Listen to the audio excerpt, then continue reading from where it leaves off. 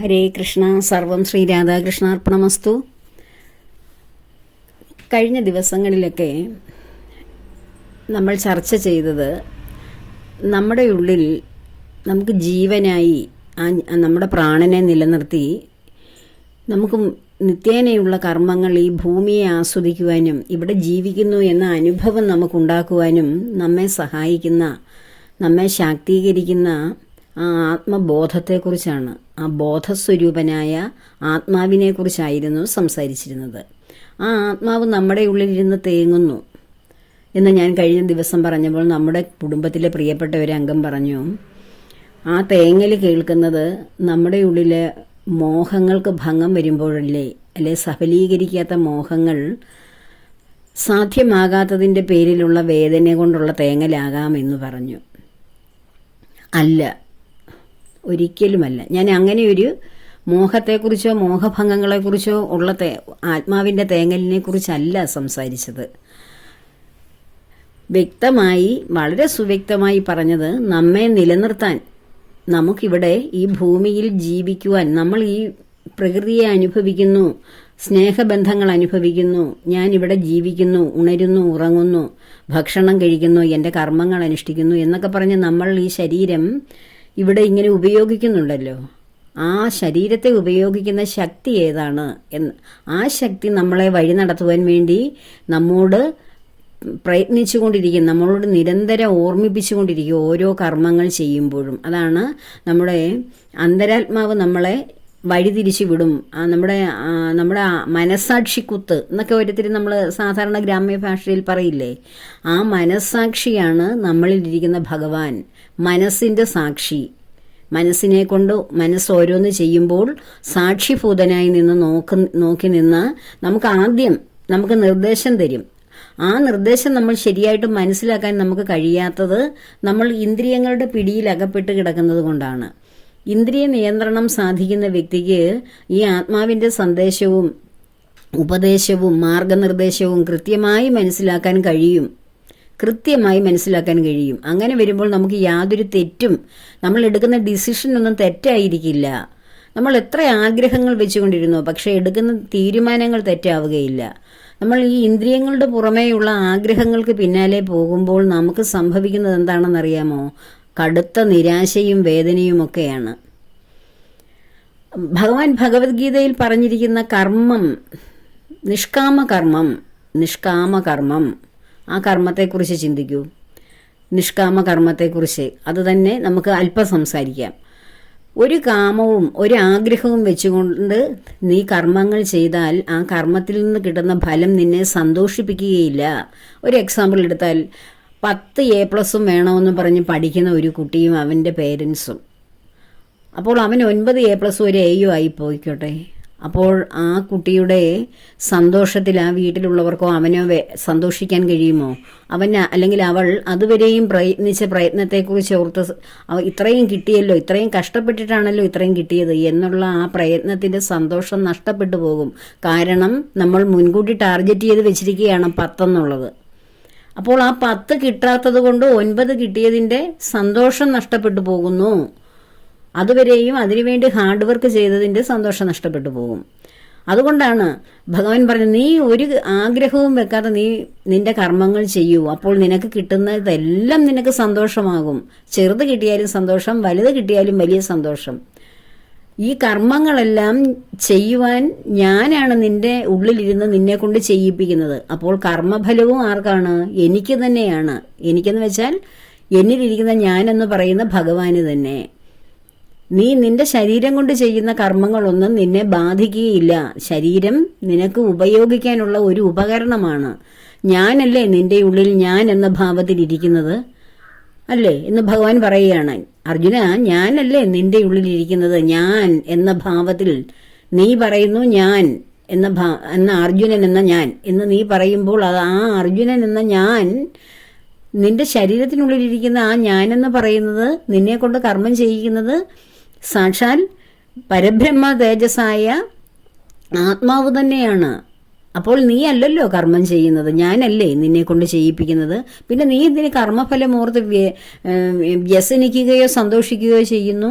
ആ കർമ്മത്തിന്റെ ഫലം ഞാനല്ലേ അനുഭവിക്കേണ്ടത്? നീയാണോ കർമ്മഫലത്തെക്കുറിച്ച് ചിന്തിക്കേണ്ടത് എന്ന് ചോദിക്കുന്നു. അപ്പോൾ ഭഗവാൻ നിർദ്ദേശിക്കുന്ന കർമ്മങ്ങൾ ഏതാണോ, അത് അനുഷ്ഠിക്കാനുള്ള മാർഗങ്ങൾ ഏതാണോ, അത് ഭഗവാൻ നമ്മുടെ ഉള്ളിലിരുന്ന് നിർദ്ദേശിക്കുന്നത് നമുക്ക് അനുസരിക്കാനോ കേൾക്കാനോ പറ്റാത്തത് നമ്മളിലിരിക്കുന്ന ഇന്ദ്രിയങ്ങളുടെ മോഹങ്ങളും ആ ഇന്ദ്രിയങ്ങളെ കെട്ടഴിച്ചു വിട്ടിരിക്കുന്നത് കൊണ്ടും ആണെന്നാണ് കഴിഞ്ഞ ദിവസം ഞാൻ പറഞ്ഞത്. ഇപ്പോൾ നമുക്ക് വേറൊരു ഉദാഹരണം നോക്കാം. നമ്മുടെ അയൽപ്പക്കത്തൊക്കെ നല്ല നല്ല വലിയ വലിയ വീടുകളും വാഹനങ്ങളും ജീവിത സൗകര്യങ്ങളും എല്ലാം ഉണ്ട്. നമ്മുടെ നാട് മൊത്തം അങ്ങനെ തന്നെയാണെന്ന് കരുതുക. അപ്പം നമ്മുടെ വീട് ഒരു പഴയ വീടാണ്. നമ്മുടെ അച്ഛനമ്മമാരും അതിൻ്റെ പൂർവികരും ഒക്കെ ജീവിച്ച ഒരു പഴയ വീടാണെന്ന് കരുതുക. അപ്പോൾ നമുക്ക് നമ്മുടെ വീട് വളരെ മോശമായിട്ട് തോന്നും, മറ്റുള്ള വീടുകളൊക്കെ നന്നായിട്ട് തോന്നും. അപ്പോൾ നമുക്ക് സ്വാഭാവികമായിട്ടും നമുക്ക് ഒരു നല്ല വീട് വെക്കണം എന്നൊക്കെ ഒരു ആഗ്രഹം വരും. പക്ഷേ അവരുടെ ഒപ്പം അവർ വിദേശത്തുനിന്ന് പണം ആർജിച്ചവരോ നാട്ടിൽ തന്നെ നല്ല ജോലിയുള്ളവരോ ലോൺ എടുത്തൊക്കെ വെച്ച് അത് നന്നായിട്ട് മാനേജ് ചെയ്യാൻ കഴിയുന്നവരാകാം. പക്ഷെ നമുക്ക് അങ്ങനെ ഒരു ശരിയായ ഒരു പെർമനന്റ് ഇൻകം ഇല്ല. നമ്മൾ കുറച്ച് സ്വരൂപിച്ച് വെച്ച പൈസ മാത്രമേ നമ്മുടെ കയ്യിലുള്ളൂ. നമ്മൾ ലോൺ എടുത്തു കഴിഞ്ഞാൽ നമുക്ക് കൃത്യമായിട്ട് അടയ്ക്കാൻ ഒരു പെർമനന്റ് ഒരു സോഴ്സ് ഇല്ല എന്നൊക്കെ ഇരിക്കുന്നെങ്കിലും നമ്മൾ ആഗ്രഹത്തിന്റെ പേരിൽ, നമ്മുടെ മോഹങ്ങളുടെ പേരിൽ നമ്മൾ എന്ത് ചെയ്യും? നമ്മൾ ബാധ്യത ഉണ്ടാക്കി വെച്ച് നമ്മൾ വീട് വെക്കും. നമ്മുടെ കയ്യിലുള്ള കാശ് തീരും. നമ്മൾ സ്വരൂപിച്ച് വെച്ചിരുന്നതോ നമ്മൾ ആഭരണങ്ങളായി വെച്ചിരുന്നതോ ഒക്കെ എടുക്കും. പിന്നെ എവിടുന്നെങ്കിലുമൊക്കെ പിന്നെയും ലോൺ എടുക്കുക. അതിനുശേഷം ബാക്കി വല്ലതും പിന്നെയും നമ്മൾ ഉദ്ദേശിക്കുന്ന നിരക്കിൽ കെട്ടിടങ്ങളുടെ പണി തീരാതെ വരുമ്പോൾ കിട്ടാവുന്നിടത്തു നിന്നെല്ലാം നമ്മൾ ഓടി നടന്ന് വാങ്ങിച്ച് അത് ഏതെങ്കിലും വിധത്തിൽ പൂർത്തീകരിക്കും. അങ്ങനെ പൂർത്തീകരിച്ച് കഴിഞ്ഞ് നമ്മൾ സന്തോഷമായി ഹൗസ് വാമിംഗ് ഒക്കെ നടത്തി ഒന്ന് സന്തോഷമായിട്ട് കുറച്ച് ദിവസം ജീവിക്കും. അതിനുശേഷം എന്ത് സംഭവിക്കും? നമ്മൾ ഈ എടുത്തതെല്ലാം തിരിച്ചടക്കേണ്ടി വരും. ഈ അവിടുന്ന് ഒക്കെ സ്വരൂപിച്ച് നമ്മൾ മണ്ണിൽ കുഴിച്ചിട്ടിരിക്കുകയാണ്. അതിൽ നിന്ന് പ്രോഫിറ്റ് കിട്ടുമോ? വീട്ടിൽ നിന്ന് പ്രോഫിറ്റ് വല്ലതും കിട്ടുമോ?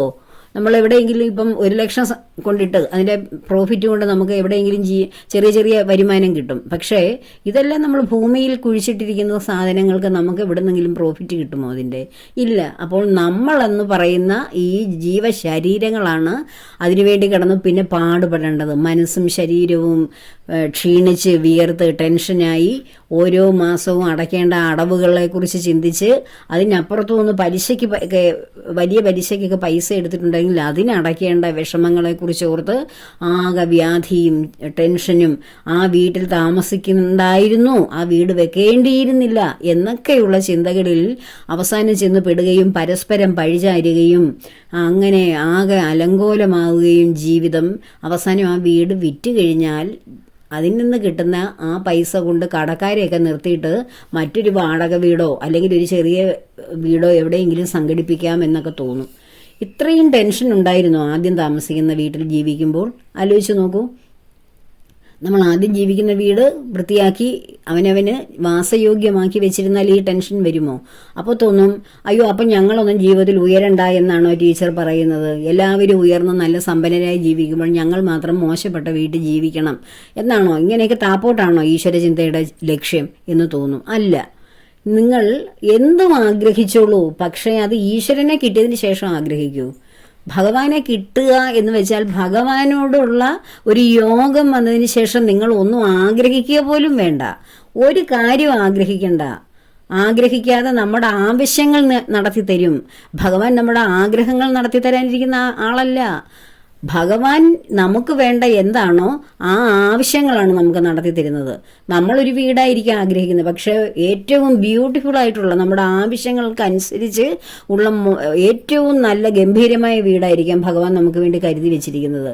പക്ഷേ അത് ഭഗവാനെ നമ്മൾ അറിഞ്ഞ് ഭഗവാൻ നമുക്ക് വേണ്ടി തരണമെങ്കിൽ നമ്മൾ ഭഗവാനോട് മനസ്സുകൊണ്ട് അടുപ്പമുള്ളവരാകണം. ഭഗവാനെ നമുക്ക് സ്വന്തമാക്കി കഴിഞ്ഞാൽ, ഭഗവാനെ നമ്മളും തമ്മിലൊരു ടൈപ്പ് ഉണ്ടാക്കി വെച്ച് കഴിഞ്ഞാൽ പിന്നെ നമ്മൾ ആഗ്രഹിക്കുക പോലും വേണ്ട. എനിക്കിതൊന്നും വേണ്ട എന്ന് പോലും, ഞാൻ ഉള്ളത് കൊണ്ട് തൃപ്തിപ്പെട്ട് കഴിഞ്ഞോളാം, എനിക്ക് ബാധ്യതയൊന്നും എടുത്ത് തലയിൽ വെക്കാൻ വയ്യ എൻ്റെ ഭഗവാനെ, എനിക്കിതൊക്കെ ആഗ്രഹമുണ്ട്, പക്ഷേ എനിക്ക് ടെൻഷൻ ഇല്ലാതെ ജീവിക്കണം. എൻ്റെ ആഗ്രഹങ്ങൾ, എൻ്റെ മനസ്സിലിരിക്കുന്ന ആഗ്രഹങ്ങൾ എന്താണെന്ന് വെച്ചാൽ അവിടുന്ന് തന്നെ സാധിച്ചു തന്നാട്ടെ. അല്ലെ എൻ്റെ ജീവിതത്തിൽ എനിക്ക് വേണ്ടുന്ന നിവൃത്തികൾ എന്തൊക്കെയാണെന്ന് വെച്ചാൽ അവിടുന്ന് തന്നെ സാധിച്ചു തരാൻ അങ്ങാണ് ബാധ്യസ്ഥൻ എന്ന് പ്രാർത്ഥനയോടെ ഭഗവാന്റെ മുന്നിൽ പത്മപാദങ്ങളിൽ ആശ്രയിക്കുന്ന ഒരു വ്യക്തിക്ക് ഭഗവാൻ ആഗ്രഹങ്ങൾ കൊടുക്കില്ല. ആഗ്രഹങ്ങളില്ലാതെ വന്നാൽ പിന്നെ എങ്ങനെയാ ജീവിക്കുന്നതെന്ന് തോന്നും. ആഗ്രഹങ്ങളില്ലാതെ വരുമ്പോഴാണ് ഭഗവാൻ നമുക്ക് വേണ്ട ആവശ്യങ്ങളെല്ലാം തന്നുകൊണ്ടിരിക്കുന്നത്. നമുക്ക് ആഗ്രഹമുള്ള സമയത്ത് നമുക്ക് പണം തന്നിരിക്കട്ടെ, നമ്മൾ ഒരുപാട് പണം ആഗ്രഹിച്ച സമയത്ത് പണം കിട്ടി, നമ്മളത് മിസ്യൂസ് ചെയ്യും. നമ്മളത് വേണ്ട വിധത്തിൽ വിനിയോഗിക്കാതെ, ഭഗവാനെ അറിയാതെ, ഇത് തന്നത് ഭഗവാനാണെന്നുള്ള ബോധം പോലും ഇല്ലാതെ നമ്മൾ അതിൻ്റെ പിന്നാലെ പല പല സംരംഭങ്ങളിൽ ഏർപ്പെട്ട് അവിടേക്ക് ഓടി ഇവിടേക്ക് ഓടി പല പല പദ്ധതികളായി. ഒരുപാട് സമ്പന്നരൊക്കെ ആകെ ടെൻഷനിൽ ജീവിക്കുന്നത് എന്തുകൊണ്ടാണ്? അവരാദ്യം ഒരു സംരംഭം തുടങ്ങും, പണത്തിനോടുള്ള ആർത്തി കൊണ്ട് അത് വളരുമ്പോൾ അതിൽ നിന്നുള്ള പ്രോഫിറ്റ് എടുത്ത് അടുത്തത് തുടങ്ങും. പിന്നീടോ അത് വികസിപ്പിച്ചുകൊണ്ടിരിക്കും. അവിടെ കുറെ ജോലിക്കാർ, ഇവിടെ കുറെ ജോലിക്കാർ, വീട്ടിൽ കുറെ ആൾക്കാർ. അങ്ങനെ ഇവർ ടെൻഷൻ അടിച്ച് ഒരു സ്വസ്ഥതയും ഇല്ലാതെ അവർ ജീവിക്കും. എങ്കിലോ അതാത് ദിവസങ്ങളിൽ അന്നത്തെ അന്നത്തിന് വേണ്ടി മാർഗം കണ്ടെത്തുന്ന തെരുവിൽ ജീവിക്കുന്ന മനുഷ്യരെ കണ്ടിട്ടില്ലേ? ആ തെരുവോരങ്ങളിൽ ജീവിക്കുന്നവർ അവിടെ എവിടെയെങ്കിലും ഒന്ന് കിടക്കാൻ ഒരു തലചായ്ക്കാൻ ഒരു സ്ഥലം കിട്ടിയാൽ മതി, അവർ ഹാപ്പിയാണ്. പിറ്റേ ദിവസം അവർ ടാർഗറ്റ് ചെയ്ത് വെച്ചിരിക്കും, എവിടെയാണ് യാചിക്കാൻ പോകേണ്ടത്, അല്ലെ ഭിക്ഷാടനത്തിന് പോകേണ്ടത്, അല്ലെങ്കിൽ ആക്രിക്കച്ചവടം, അങ്ങനെയൊക്കെയുള്ള ചെറിയ നിസ്സാര ജോലികളൊക്കെ ചെയ്യുന്ന മനുഷ്യരെ കണ്ടിട്ടില്ലേ? അവിടുന്ന് ഇവിടുന്നൊക്കെ നമ്മൾ വലിച്ചെറിയുന്ന സാധനങ്ങൾ പെറുക്കി അവർ അന്നത്തെ ദിവസത്തെ പൈസ ഉണ്ടാക്കും. എന്നിട്ട് അവരെവിടെയെങ്കിലും ഹാപ്പിയായിട്ട് ജീവിക്കും. അവർക്കൊന്നും നാളത്തേക്ക് കരുതി വയ്ക്കാനില്ല. പക്ഷികളെ പോലാണ് അവർ. പക്ഷികളും മൃഗങ്ങളും നാളത്തേക്ക് കരുതി വെച്ചിട്ട് അതിനെ ചൊല്ലി ഓർത്ത് വിഷമിക്കുന്നു. മറ്റേ നാളത്തേക്ക് എന്തിയേ, എൻ്റെ തലമുറകൾക്ക് എന്തിയേ എന്നും പറഞ്ഞ് അവർ കിടന്ന് വിഷമിക്കുന്നുണ്ട്. ഇല്ല, അവർക്കറിയാം ഈ പ്രകൃതിയിലോട്ട് ഇറങ്ങിയാൽ എല്ലാം കിട്ടുമെന്ന്. അതുപോലെ തന്നെയല്ലേ നമ്മുടെ പ്രകൃതി. നമ്മൾ വലിച്ചെറിയുന്ന സാധനം എടുത്തോണ്ട് പോയി യാതൊരു മൂലധനവുമില്ലാതെ ഓരോ സംരംഭങ്ങൾ ചെയ്ത് അവർ അതാത് ദിവസം ഹാപ്പിയായിട്ട് ജീവിക്കുന്നു. അവർക്ക് മനസ്സിന് പ്രശ്നമില്ല. അതുകൊണ്ട് അവർ ആരോഗ്യവാന്മാരായിട്ട് ദീർഘായുസ്സുകളായിട്ട് ജീവിക്കും. നമ്മളോ നമുക്ക് കിട്ടുന്ന സമ്പത്തോ അല്ലെ നമുക്ക് കിട്ടുന്ന സോഴ്സസോ ഉപയോഗിച്ച് അനേക സംരംഭങ്ങളിലൊക്കെ ഏർപ്പെട്ടിട്ട് അവിടെയും ടെൻഷൻ ഇവിടെയും ടെൻഷൻ. ആ നിർത്തിയ ആള് നമ്മുടെ പൈസ മോഷ്ടിച്ചോ, അല്ലെങ്കിൽ ആ പുള്ളി എഴുതിയ കണക്ക് ശരിയായോ, അല്ലെങ്കിൽ ഇവിടെ ഞാൻ എത്തിയില്ലല്ലോ, അവിടെ എന്തൊക്കെ പ്രശ്നമായി, ഇങ്ങനെ നിരന്തരം നാനാവിധമായ ചിന്തകളും പ്രശ്നങ്ങളുമായിട്ടും മനുഷ്യൻ ഓടി നടക്കുക. ആർക്കു വേണ്ടിയാണ് ഈ ഓടുന്ന മനുഷ്യനോട് ഞാനൊന്ന് ചോദിക്കുവാണ്, നിങ്ങളിത് ആർക്ക് വേണ്ടി ഓടുവാണ്? നിങ്ങൾക്ക് വേണ്ടിയാണോ ഓടുന്നേ? നിങ്ങൾ എത്ര നാൾ വരെ ഓടും? ഓടിക്കഴിഞ്ഞാലോ ഈ ഓടുന്ന ഓട്ടത്തിൽ നിങ്ങൾ വീണു പോയി കഴിഞ്ഞാൽ നിങ്ങൾ ഈ ഉണ്ടാക്കി വെച്ചിരിക്കുന്ന സർവ്വസമ്പത്തും സർവ്വ ആഡംബരങ്ങളും ഈ ഭൗതിക അനുഭൂതികളെല്ലാം നിങ്ങളുടെ കൂടെ കൊണ്ടുപോകാൻ പറ്റുമോ? ആ ഇന്ദ്രിയങ്ങൾ അവിടെ കട്ടാകത്തില്ലേ? അതുവരെയും വർക്ക് ചെയ്തുകൊണ്ടിരുന്ന, ഇപ്പൊ നമ്മൾ ഒരു ക്ഷേത്രത്തിൽ നിന്ന് നല്ല ഭക്തിഗാനം കേട്ടുകൊണ്ടിരിക്കുകയാണ്, അപ്പോൾ അവിടെ കരണ്ട് പോയി, പിന്നെ എന്ത് സംഭവിക്കും? പിന്നെ കേൾക്കാൻ കഴിയുമോ? ഇല്ല. എന്ന് പറയുന്നത് പോലെ ഓടിക്കൊണ്ടിരിക്കുന്ന ആ ഓട്ടത്തിനിടയിൽ നമ്മുടെ ജീവിതത്തിൽ നിന്ന് ഭഗവാൻ അങ്ങ് മാറി, എന്നുവെച്ചാൽ നമ്മളിരിക്കുന്ന ആത്മാ അങ്ങ് മാറിയതിന് ശേഷം നമ്മൾ അവിടെ ആ കരണ്ട് ഇല്ലാത്ത ആ ഒരു ക്ഷേത്രം പോലെ നമ്മൾ നിശ്ചേഷ്ടമായിട്ട് അവിടെ കിടക്കും. ഈ ഓടി നടന്നത് വല്ലതും നമുക്ക് അനുഭവിക്കാൻ പറ്റുമോ? നമുക്ക് കൊണ്ടുപോകാൻ പറ്റുമോ? നമ്മൾ ഓടി നടക്കാൻ വേണ്ടി ഉപയോഗിച്ച ഈ ശരീരം പോലും ഭസ്മമാക്കിയിട്ട് ഭൂമിക്ക് കൊടുത്തിട്ട് മറ്റ് ഒരു പല സസ്യങ്ങളാണ് അവിടെ വളരുന്നത് നമ്മളെ ഉപയോഗിച്ചിട്ട്. എന്നിട്ട് ആ ശരീരം പോലും ഇവിടെ കളഞ്ഞ് ഇവിടെ ഭസ്മീകരിച്ചിട്ടല്ലേ ഞാൻ എന്ന ബോധം പോകുന്നത്. അപ്പോഴും പറയും ഞാൻ എന്ന് പറയുന്നത് ശരീരമാണ്, അതിനകത്തിൽ ഒരു ചുക്കും ഇല്ല എന്നാണ് അപ്പോഴും പറയുന്നത്. ശരീരമാണെങ്കിൽ പിന്നെ ആ ശരീരം കൊണ്ട് നടന്ന സാധനം എന്തിയെ? ശരീരം ഇവിടെ ഇട്ടിട്ടല്ലേ പോയത്? എവിടെയാണ് പോയത്? ആരാണ് പോയത്? ആരുമെങ്ങും പോയില്ലല്ലോ, ഇവിടെ കിടപ്പുണ്ടല്ലോ ഡെഡ് ബോഡി. അപ്പോൾ ഇങ്ങനെ ഈ ഓടുന്ന മനുഷ്യനോട് എനിക്ക് ഇതേ ഉള്ളൂ ചോദിക്കാനുള്ളത്, എല്ലാ മനുഷ്യരോടും. അപ്പോൾ പറയും എനിക്ക് തലമുറകൾക്ക് വേണ്ടി, എൻ്റെ ഭാര്യയ്ക്ക് വേണ്ടി, മക്കൾക്ക് വേണ്ടി, ഭർത്താവിന് വേണ്ടി, എല്ലാവർക്കും ഞാൻ ഇഷ്ടം പോലെ സമ്പാദിച്ചല്ലോ എന്ന്. അവരുടെ ജീവിതം നയിക്കും. നമ്മൾ ഒരാള് അല്ലെങ്കിൽ ജീവിതത്തിന്റെ നെടുന്തൂണായ വ്യക്തി ഭൂമിയിൽ നിന്ന് പോയെന്ന് പറഞ്ഞ് മറ്റുള്ളവരുടെ കർമ്മം അങ്ങനെ ആയി പോകത്തില്ല. അവരെല്ലാം അവരുടെ കർമ്മം അനുസരിച്ച് ജനിച്ചു വന്നവരാണ്, ആ കർമ്മം പൂർത്തീകരിക്കാൻ വന്നവരാണ്. നമ്മൾ അവരുടെ കൂടെ ഉണ്ടേലും ഇല്ലേലും അവരുടെ കർമ്മങ്ങളൊക്കെ വളരെ സ്മൂത്തായിട്ട് പോകും. അവർക്കൊരു പക്ഷേ ആഡംബരത്തോടെ ജീവിക്കാനൊന്നും പറ്റിയില്ലായിരിക്കാം, അതും അവരുടെ കർമ്മഫലമായിരിക്കാം. അപ്പോൾ ഈ നമ്മൾ അഥവാ അങ്ങനെ ഓടി നടന്നുണ്ടാക്കിയ സാധനങ്ങളും സേവനങ്ങളും സമ്പത്തുകളും എല്ലാം ഉപയോഗിക്കുന്നവർക്ക് നമ്മളെക്കുറിച്ച് വല്ല സ്മരണയും ഉണ്ടാവുമോ? നഷ്ടപ്പെട്ട ഏറ്റവും പ്രിയപ്പെട്ടവരാണേലും അവരെക്കുറിച്ച് എന്തെങ്കിലും സ്മരണ ഉണ്ടാവുമോ? കൂടി വന്നാൽ 1 വർഷമൊക്കെ ഉണ്ടാവും, ഫസ്റ്റ് ഡെത്ത് ആനിവേഴ്സറി വരെയൊക്കെ. അത് കഴിഞ്ഞാലോ എന്തിനാണ് ഡെത്ത് ആനിവേഴ്സറി? സഞ്ചയനം കഴിഞ്ഞു കഴിഞ്ഞാൽ സന്തോഷമായിട്ട് നടക്കുന്ന എത്രയോ വീടുകൾ ഞാൻ കണ്ടിട്ടുണ്ട്. ഏറ്റവും പ്രിയപ്പെട്ട ഒരു ഭാര്യയും ഭർത്താവും മാത്രം വളരെ ചെറുപ്പക്കാരായിട്ട് ജീവിച്ചിരുന്ന വ്യക്തികൾ ഒരു മകളെയുള്ള വിവാഹം കഴിച്ചു കഴിഞ്ഞു. സഞ്ചയനം ഒന്നിച്ച് വളരെ സ്നേഹത്തോടെ ജീവിച്ചിരുന്ന വ്യക്തിയാണ്. സഞ്ചയനത്തിൻ്റെ അന്ന് ആ സ്ത്രീയെ ഞാൻ ആ വീട്ടിൽ ചെന്നപ്പോൾ വളരെ ഹാപ്പിയായിട്ട് ഓടി നടക്കുന്നത് ഞാൻ കണ്ട്. അത്രയേ ഉള്ളൂ ജീവിതം, അത്രയേ ഉള്ളൂ മരണവും. ആർക്കും ആരെയും പോയെന്ന് പറഞ്ഞ് ഒന്നും നഷ്ടപ്പെടാനില്ല. പിന്നെ ആർക്ക് വേണ്ടിയാണ് ജീവിക്കുന്നത്, ഈ ഓടുന്നത്? അപ്പോൾ ഓടിക്കൊണ്ടിരിക്കുന്ന മനുഷ്യരോട് എനിക്ക് ഇതൊക്കെയാണ് സംസാരിക്കാനുള്ളത്. അതുപോലെ ആഗ്രഹങ്ങളുടെയും ആവേശങ്ങളുടെയും പിന്നാലെ പോകുന്നവർ അവനവൻ അവിടെ ഇവിടെയൊക്കെ ഇരിക്കുന്ന ടെൻഷനുകളും പ്രശ്നങ്ങളും ആധിവ്യാധികളും ഒക്കെ എടുത്ത് നിങ്ങളുടെ ജീവിതത്തിലേക്ക് വയ്ക്കുകയാണ്. നമുക്ക് അന്നത്തേക്ക് ജീവിതം ശാന്തമായിട്ട് കൊണ്ടുപോകുവാൻ ഭഗവാൻ ഈ പ്രകൃതിയിലെല്ലാം തന്നിട്ടുണ്ട്. നമുക്ക് ആരോഗ്യം തന്നിട്ടുണ്ട്, നല്ല ബുദ്ധി തന്നിട്ടുണ്ട്, മനസ്സ് തന്നിട്ടുണ്ട്, എല്ലാം നമുക്ക് തന്നിട്ടുണ്ട്. അതനുസരിച്ച് നമ്മൾ ശാന്തമായി ജീവിക്കുക. നമ്മുടെ ആഗ്രഹങ്ങൾ ഭഗവാനെയാണ് ആദ്യം ആഗ്രഹിക്കേണ്ടത്.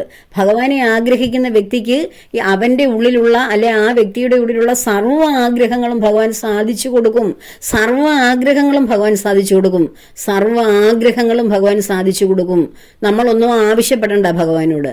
എൻ്റെ ഹൃദയത്തിൽ ഭഗവാൻ ഇരിപ്പുണ്ട്. എൻ്റെ ഹൃദയത്തിൻ്റെ വേദനകൾ, വിങ്ങലുകൾ, സന്തോഷങ്ങൾ, താളങ്ങൾ എല്ലാം ഭഗവാൻ അറിയാം. അപ്പോൾ അതിനനുസരിച്ച് പ്രവർത്തിച്ചോളും ഭഗവാൻ. അല്ലാതെ നമ്മൾ ടെൻഷൻ അടിച്ച് അപ്പുറത്ത് അങ്ങനെയുണ്ട്, ഇപ്പുറത്ത് ഇങ്ങനെയുണ്ട്, എനിക്ക് മാത്രം ഇങ്ങനെ, എന്തിനാണ്? അതൊക്കെ കാഴ്ചയ്ക്ക് വേണ്ടി മാത്രമാണ്, മറ്റുള്ളവരെ കാണിക്കാൻ വേണ്ടി മാത്രമാണ്. വലിയ കെട്ടിടങ്ങൾ അല്ലെങ്കിൽ വലിയ വാഹനങ്ങൾ, കെട്ടിടങ്ങളൊക്കെ മേടിച്ച് ഉണ്ടാക്കിയെന്ന് കരുതിക്കുള്ളൂ. ആ കെട്ടിടത്തിൽ എത്ര നേരം സുഖമായിട്ടിരിക്കും? എത്ര നേരം ഇരിക്കുകയല്ലേ? കാണുന്നവരൊക്കെ പറയാം ഗംഭീരമായിട്ടുണ്ട്, എങ്ങും കാണാത്ത ഒത്തിരി സംഭവങ്ങളൊക്കെ ഇതിലുണ്ട്, എത്ര ബ്യൂട്ടിഫുള്ളാണ് ഈ വീട്. അതിനകത്തിൽ താമസിക്കുന്ന വ്യക്തികൾ 4, 3, 5 പേരോ കാണും, അല്ലെ 2 പേര് കാണും. അവരെത്ര ദിവസം അതിനകത്ത് ഹാപ്പി ആയിട്ടിരിക്കും? മുറിയെല്ലാം അടച്ചിട്ട് അല്ലെ മുറി തുറന്നിട്ട് ആ വീട്ടിലിരുന്ന് മനോഹരമായ വീട്, എത്രയോ ഭംഗി, ഇവിടെ ഇരുന്ന് എനിക്ക് ശാന്തസുന്ദരമായിട്ട് എൻ്റെ ജീവിതം ബ്യൂട്ടിഫുള്ളാണ്, എത്ര സ്വസ്ഥത കിട്ടുന്നു എന്നൊക്കെ പറഞ്ഞ് അവർ എത്ര നാളത് ജീവിക്കും? അവരതിൽ നിന്ന് പുറത്തിറങ്ങില്ലേ? അവരും പോവും വെളിയിലേക്ക് സന്തോഷം തേടി. അപ്പോൾ നമ്മൾ ഈ നേടുന്നതും കഷ്ടപ്പെടുന്നതും ഓടി നടക്കുന്നതൊന്നും നമ്മുടെ ആത്യന്തികമായ സുഖത്തിനും സന്തോഷത്തിനൊന്നും അല്ല. മനുഷ്യൻ പ്രകൃതിയാൽ നിർമ്മിച്ച മനുഷ്യന് പ്രകൃതിയെയാണ് അവന് സന്തോഷവും സുഖവും കൊടുക്കുന്ന. പ്രകൃതിയിലേക്ക് ഇറങ്ങുമ്പോഴാണ്. ഈ വലിയ കോൺക്രീറ്റ് ബിൽഡിങ്ങിനകത്തിരിക്കുമ്പോഴല്ല. അപ്പോൾ അതിനു വേണ്ടിയല്ല നമ്മൾ സാധാരണ ജീവിതം, പഴയ കാലം. ഇപ്പോഴും നമ്മൾ ഈ വലിയ വീട്ടിലൊക്കെ ജീവിക്കുന്നവർ കായലോരത്തും കടൽ തീരത്തൊക്കെയുള്ള ഹട്ടുകളൊക്കെ തേടി പോകുന്ന എന്തിനാണ്? പ്രകൃതി രമണീയമായ സ്ഥലത്ത് വെറുതെ പോയി മണലിൽ കിടക്കുന്നതൊക്കെ എന്തിനാണ്? അവന് പ്രകൃതിയോടാണ് ഇണങ്ങാൻ ഇഷ്ടം. അവൻ്റെ ഉള്ളിലിരിക്കുന്ന ആത്മാവ് ഈ പ്രകൃതി മുഴുവൻ നിറഞ്ഞു നിൽക്കുന്ന പ്രപഞ്ച പ്രതിഭാസമാണ്. അതിനെ എങ്ങനെയാണ് ഒരു കൂട്ടിനകത്തിൽ, ഒരു കോൺക്രീറ്റിനകത്തിലോ അല്ല വേറെ എവിടെയെങ്കിലും അതിൽ കുത്തിത്തളച്ച് വെച്ച് ഇരിക്കാൻ പറ്റുന്നത്? അവനതിന് പുറത്ത് ചാടും. ഏറ്റവും വലിയ സന്തോഷമാണ് ശരീരമാകുന്ന ആ കൂട്ടിൽ നിന്ന് പുറത്ത് ചാടുന്നത് ആത്മാവിന്. അപ്പോൾ ഇതൊക്കെയാണ് നമ്മൾ ചിന്തിക്കേണ്ടത്. നമ്മുടെ പ്രായോഗിക ജീവിതത്തിൽ നമ്മൾ ഇങ്ങനെയുള്ള ചിന്തകളോടെ വേണം നിത്യേന ഒരു ദിവസം കടന്നു വരുവാൻ. ശാന്തമായ മനസ്സോടെ, സ്വസ്ഥമായ ജീവിതത്തോടെ, തന്നിരിക്കുന്ന വിഭവങ്ങൾ, നമുക്ക് തന്നിരിക്കുന്ന കുറെ വിഭവങ്ങളുണ്ട്, റിസോഴ്സസ്, അത് ഉപയോഗിച്ച് നമുക്ക് എന്താണോ ഭഗവാൻ ടാലൻസ് തന്നെ, ആ ഒരു ഡ്യൂട്ടിയാണ് നമുക്ക് തന്നിരിക്കുന്നത്. ഭഗവത്ഗീതയിൽ ഭഗവാൻ പറഞ്ഞിട്ടുണ്ട്, ക്ഷുരകനും പൂജാരിക്കും ഒരേ സ്ഥാനമാണെന്ന്. ഏത് ജോലി ചെയ്യുന്നതും ഒരേ സ്ഥാനമാണ്, സ്ഥാനങ്ങൾക്ക് വ്യത്യാസമില്ല. ചാതുർവർണ്ണ്യം മയാ സൃഷ്ടമെന്ന് ഭഗവാൻ പറഞ്ഞിരിക്കുന്നത്, ചാതുർവർണ്ണ്യം എന്ന് വെച്ചാൽ നമ്മൾ ഇവിടെ പറയുന്ന ജാതി വ്യവസ്ഥയല്ല. ഭഗവത്ഗീതയിൽ ഭഗവാൻ പറഞ്ഞത് ഓരോ വിഭാഗവും ജോലി ചെയ്യുന്നതനുസരിച്ച് ഭഗവാൻ വേർതിരിച്ചിരിക്കുകയാണ്. അപ്പോൾ ഏത് ജോലി ചെയ്താലും ആ ജോലിയെല്ലാം എല്ലാറ്റിനും സമമാണ്. നമ്മുടെ പൗരാണിക ഭാരതത്തിന്റെ നിയമപ്രകാരം ആദ്യമായിട്ട് കുഞ്ഞിന്റെ മുടി വെട്ടുന്ന ആളിനും ആ മുടി വെട്ടുന്ന ചടങ്ങുണ്ടല്ലോ, ആദ്യമായിട്ട് തലമുണ്ടനം ചെയ്യുന്നത്, ആ ആളിന് കൊടുക്കുന്ന അതേ ദക്ഷിണ ഒരു പൂജാരിക്ക്, നമ്മുടെ വീട്ടിൽ ഒരു പ്രധാന പൂജ ചെയ്ത പൂജാരിക്ക് നാം കൊടുക്കുന്ന ദക്ഷിണ പോലെ തന്നെയാണ് ഈ ക്ഷുരകനും ദക്ഷിണ കൊടുക്കേണ്ടതെന്ന് എന്നാണ് നമ്മുടെ പുരാണ നിയമം. അപ്പോൾ ഏത് ജോലിയാണ് മോശം? അതാത് ജോലിക്ക്. ഇപ്പം വലിയ ഇന്റലിജൻസ് ഒന്നും ഇല്ലാത്തവർ, IQ ഒന്നും ഇല്ലാത്തവർക്ക് അവർ പഠിച്ച് IAS, IPS, ഡോക്ടറോ എഞ്ചിനീയറോ അല്ലെങ്കിൽ വേറെ സയന്റിസ്റ്റോ ഒന്നും ആകുന്നില്ല. അപ്പൊ അവർക്ക് അങ്ങനെയുള്ളവരും ഭൂമിയിൽ ഉണ്ടല്ലോ, അതും ഭഗവാന്റെ സൃഷ്ടിയല്ലയോ. അപ്പൊ അവർക്ക് പറ്റിയ ജോലിയാണ് അവർ ചെയ്യുന്നത്. ഓരോരുത്തർക്കും അവനവന് പറ്റിയ ആ ബുദ്ധി തലങ്ങളുടെ സംസ്കാര ചിന്തകളുടെ ഫലമായി അവനവന് കിട്ടുന്ന ആർജിക്കുന്ന ആ പൈതൃകം അനുസരിച്ച്, അല്ലെങ്കിൽ ആ സാംസ്കാരികമായിട്ടുള്ള വിനിമയം അനുസരിച്ചാണ് അവന്റെ ബുദ്ധി വ്യാപാരം നടക്കുന്നത്. അതനുസരിച്ചാണ് അവനവൻ ഓരോരുത്തരും ഓരോ ജോലിയും ചെയ്യുന്നത്. ആ ജോലിയിൽ അവൻ ഡെഡിക്കേറ്റഡ് ആവണം. അതാണ് ഭഗവാൻ പറഞ്ഞത്. നിനക്ക് ഏതാണോ നീ ചെയ്യുന്ന കർമ്മം അത് നീ പൂർണ്ണ സമർപ്പണത്തോടെ ചെയ്യുക, നിഷ്കാമമായി ചെയ്യുക, എനിക്ക് വേണ്ടി ചെയ്യുന്നതായിട്ട് കരുതുക. ഇതൊക്കെ പറയുമ്പോൾ ഇനിയും ഒത്തിരി ഉണ്ട് പറയാൻ, ഈ നിഷ്കാമ കർമ്മങ്ങളെക്കുറിച്ചും ഒക്കെ. ഭഗവത്ഗീത നമ്മളുടെ ആ കണ്ടന്റ് മനസ്സിലാക്കിയ വ്യക്തിക്ക് ഇതൊക്കെ വളരെ വളരെ വളരെ നമുക്ക് എളുപ്പം ക്യാച്ച് ചെയ്യാൻ പറ്റും. ഞാൻ ഭഗവത്ഗീതയുടെ മുഴുവൻ കണ്ടന്റും അടുത്ത ദിവസങ്ങളിൽ ഞാൻ ചെറിയ ഒരു രൂപത്തിൽ ഒരു ദിവസത്തെ ഒരു ചെറിയ വീഡിയോ ആക്കി ഞാൻ പറഞ്ഞു തരാം. അപ്പം നിങ്ങൾക്ക് കൂടുതൽ മനസ്സിലാവും. ഓരോ അധ്യായത്തിലും ഭഗവാൻ പറഞ്ഞതെല്ലാം കൂടെ അതിൻ്റെ എസൻസ് ആക്കി പറഞ്ഞു തരാം. അപ്പോൾ ഇങ്ങനെയൊക്കെയുള്ള ചിന്തകളിലൂടെ വേണം നമ്മൾ കടന്നു പോകേണ്ടത്. ഈ ചിന്തകളാണ് നമ്മുടെ ജീവിതത്തെ സമാധാനത്തോടുകൂടി മുന്നോട്ട് പോകുവാൻ, ജീവിതത്തിൽ ഉയർച്ച വരുത്തുവാൻ, മനസ്സിനെ ഉറപ്പിക്കുവാൻ കഴിയുന്നത്. മനസ്സുറച്ചവന് മാത്രമേ ജീവിതത്തിൽ വിജയിക്കാൻ കഴിയൂ, പ്രതിസന്ധികളെ നേരിടാൻ കഴിയൂ. പിന്തിരിഞ്ഞ് നോക്കുമ്പോൾ നമ്മുടെ ജീവിതം പരാജയമായിരുന്നോ വിജയമായിരുന്നോ എന്ന് നാം ഭഗവാനെ ആശ്രയിക്കുന്നതനുസരിച്ചിരിക്കും. അപ്പോൾ അതിനുവേണ്ടിയുള്ള ചിന്തകളാകട്ടെ എല്ലാവരുടെയും ഉള്ളിൽ കടന്നു വരേണ്ടത്. എല്ലാവർക്കും നല്ല ദിവസം ആശംസിക്കുന്നു. ഭഗവാന്റെ അനുഗ്രഹം നന്നായി ഉണ്ടാകുവാൻ ആഗ്രഹിക്കുന്നു, പ്രാർത്ഥിക്കുന്നു. എല്ലാവരും സന്തോഷമായിരിക്കുക, സമാധാനമായിരിക്കുക. എല്ലാവരെയും ഭഗവാൻ അനുഗ്രഹിക്കും. ഭഗവാന്റെ അനുഗ്രഹം കിട്ടാത്ത ഒരു വ്യക്തിയും ഉണ്ടാകുകയില്ല. ആരാണോ ഭഗവാനെ അന്വേഷിക്കുന്നത് അവരെ ഭഗവാൻ അന്വേഷിച്ചുകൊണ്ടേയിരിക്കുകയാണ്. നിങ്ങൾ അന്വേഷിക്കാത്തത് കൊണ്ടാണ് ഭഗവാൻ നിങ്ങളെ അന്വേഷിക്കാൻ ആരംഭിക്കാത്തത്. അതുകൊണ്ട് ഭഗവാനോടുള്ള അന്വേഷണം ആരംഭിക്കുക. ഭഗവാനിൽ തന്നെ മനസ്സുറപ്പിക്കുക. കർമ്മങ്ങൾ, നിങ്ങളെ ഏൽപ്പിച്ച കർമ്മങ്ങൾ യാതൊരു ബുദ്ധിമുട്ടുമില്ലാതെ സന്തോഷമായി ഭഗവാനാണ് എന്നെ ഏൽപ്പിച്ചതെന്ന് പറഞ്ഞ് ചെയ്യുക. ഇതാകട്ടെ ഇന്നത്തെ ചിന്ത. എല്ലാവരെയും ഭഗവാൻ അനുഗ്രഹിക്കട്ടെ എന്ന പ്രാർത്ഥനയോടുകൂടി സർവകർമ്മങ്ങളും ഭഗവാന്റെ പത്മപാദങ്ങളിൽ സമർപ്പിക്കുന്നു. ലോകാ സമസ്ത സുഖിനോ ഭവന്തു.